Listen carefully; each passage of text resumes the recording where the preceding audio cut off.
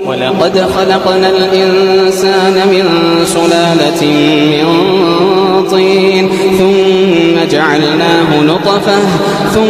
جعلناه نطفة في قرار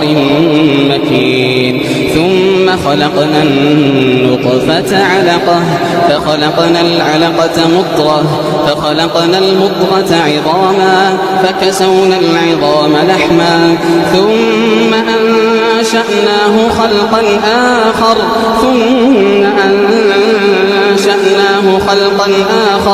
فتبارك الله أحسن الخالقين ثم إنكم بعد ذلك لميتون ثم إنكم يوم القيامة تبعثون ولقد خلقنا فوقكم 7 طرائق وما كنا عن الخلق غافلين